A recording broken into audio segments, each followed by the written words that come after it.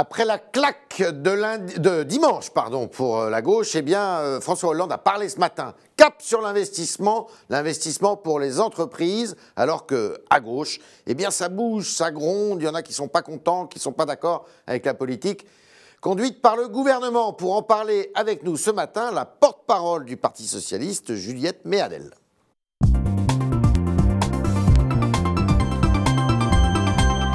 Juliette Méadel, bonjour. Bonjour. Bienvenue dans ce studio. Alors François Hollande ce matin a parlé, il était dans l'Oise, et il a dit l'investissement, je vais créer un mécanisme exceptionnel pour favoriser l'investissement des entreprises. Votre réaction ? On est dans une situation un peu paradoxale. Laquelle ? Parce que la croissance commence à revenir, mais timidement. Mais le chômage ne baisse pas. C'est de la grâce à la politique du gouvernement, ça ? Mais en partie. On ne peut pas dire que quand tout va mal, tout le monde est responsable, et surtout le gouvernement, et que quand ça commence à s'améliorer, c'est surtout pas grâce au pouvoir public. Il faut trouver le juste équilibre. Bon. Mais il y a quand même eu des mécanismes qui ont incité à la confiance. Mais par exemple, quand on dit aux entreprises « j'ai confiance en vous », et en les salariés. Et quand on dit aux entreprises, je vais vous aider, on va diminuer le coût du travail parce qu'il y a un moment où il faut que vous ayez des marges pour investir, on leur donne un signe positif. Mais attention, ça ne veut pas dire qu'on n'attend rien en échange. Le coût du travail a beaucoup diminué. Je n'ai pas le sentiment en écoutant les chefs d'entreprise, moi. Il y a deux choses qui les ont aidés. Le crédit d'impôt compétitivité emploi. Ils payent moins d'impôts sur les sociétés. C'est déjà pas mal. Et puis la baisse des cotisations sur les salaires. Ça, c'est le pacte de responsabilité. Donc ça veut dire on vous donne de l'air. Maintenant, allez-y, investissez. Et pourtant, l'investissement n'est pas encore reparti. Donc il fallait l'aider. Vous parlez de contrepartie, c'est quoi les contreparties ? Typiquement, on attendait un geste en matière d'investissement, on attendait un geste sur la formation professionnelle. Il faut qu'ils reconstituent leur marge pour ça. Oui, mais alors vous comprenez, c'est le chat qui se mord la queue là. Vous connaissez la vie des entreprises. Vous ne pouvez pas, si vous n'avez pas de bons résultats, si vous n'avez pas de marge, vous ne pouvez pas investir. Oui, mais ça fait quand même plus d'un an qu'elles commencent à avoir un peu d'air, les entreprises. Qu'est-ce qu'elles ont fait ? Qu'est-ce qu'elles ont fait avec le crédit d'impôt compétitivité emploi ? On a déjà des premiers tours. Elles ont choisi de restaurer les salaires. Très bien, elles sont libres de le faire, et il y a des négociations pour cela. Mais ça veut dire que maintenant qu'elles ont restauré le pouvoir d'achat de leurs salariés, ils vont pouvoir consommer un peu plus, et du coup, il faut investir. D'accord. Alors dites-moi, il y a une partie de la gauche, il y a une partie du Parti socialiste qui veut dire encore un cadeau pour les entreprises. Mais moi, je crois que l'investissement, c'est un cadeau pour la France, c'est un cadeau pour vous, pour moi, pour nos enfants. Je suis pas sûr que M. Hamon, Mme Aubry comprennent comme vous. Mais attendez, on a des débats.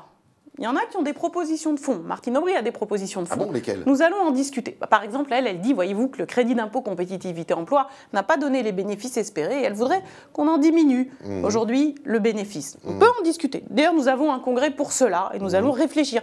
Mais c'est vrai que quand on pense qu'il y a un effort que nous avons consenti, vous, moi, la collectivité publique, pour aider les entreprises à restaurer leur capacité à investir, il faut que maintenant elles y aillent. On sent quand même que vous êtes proche de la rupture au Parti socialiste, entre M. Valls, M. Macron qui disent qu'il faut encore aller plus loin, éventuellement faire une loi Macron 2, éventuellement revoir le contrat de travail, enfin on ne sait pas trop parce qu'ils disent une chose un jour et puis le contraire le lendemain.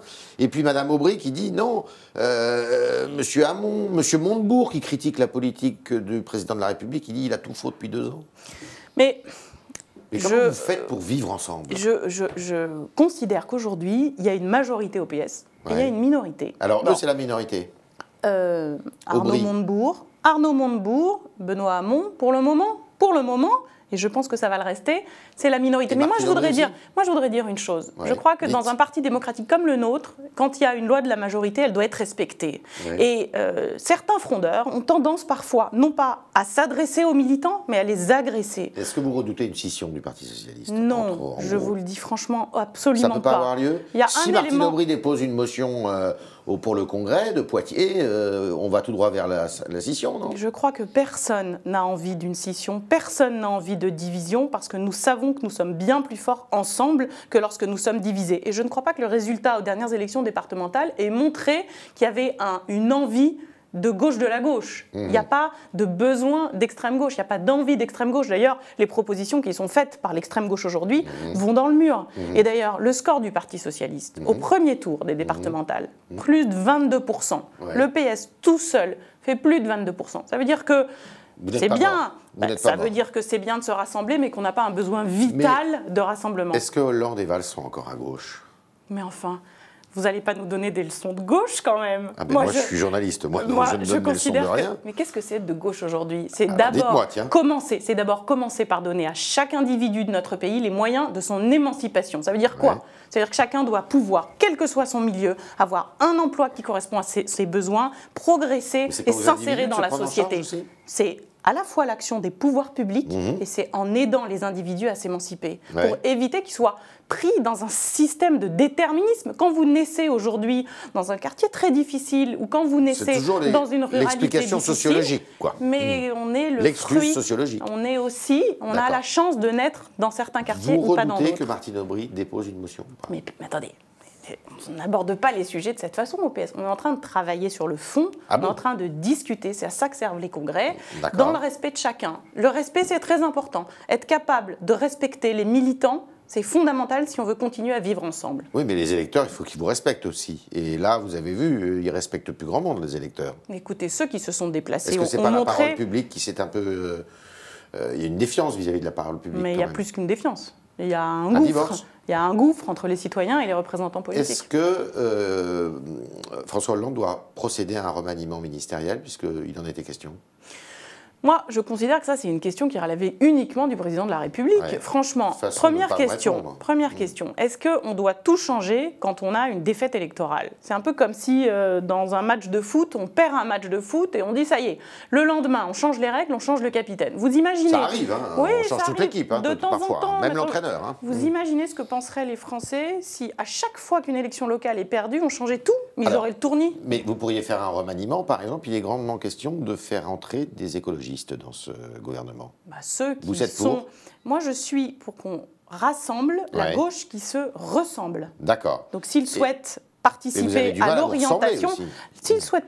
l'orientation, qui d'ailleurs commence à porter ses premiers fruits, parce que nous avons aujourd'hui une croissance dont l'INSEE vient de dire qu'elle serait plus importante que prévu. L'année n'est pas finie. Non, mais il y a un acquis de croissance de 0,8%. Les écologistes, est-ce qu'ils doivent rentrer au gouvernement? Ceux qui partagent le pacte global et l'orientation, je ne crois pas que, compte tenu des propos qu'elle vient de tenir, ça soit très productif. Monsieur Placé. Mais écoutez, Monsieur Placé, Monsieur de Rugy, moi j'en sais rien. Quand est-ce qu'il doit intervenir ce remaniement Moi, j'entends dire au mois de juin, mais honnêtement, je ne suis pas la mieux placée pour vous répondre. Qu'est-ce que vous pensez de la grève de Radio France? Je pense qu'elle est significative d'un dialogue social en panne dans notre pays. Et je crois qu'il y a des syndicats aujourd'hui qui ne sont ni représentatifs à Radio France et qui n'ont pas envie de construire. Alors, je pense que le nouveau directeur de Radio France a sans doute une responsabilité dans ce dialogue social un peu rouillé, mais maintenant, c'est à lui de remettre Radio France en fonctionnant.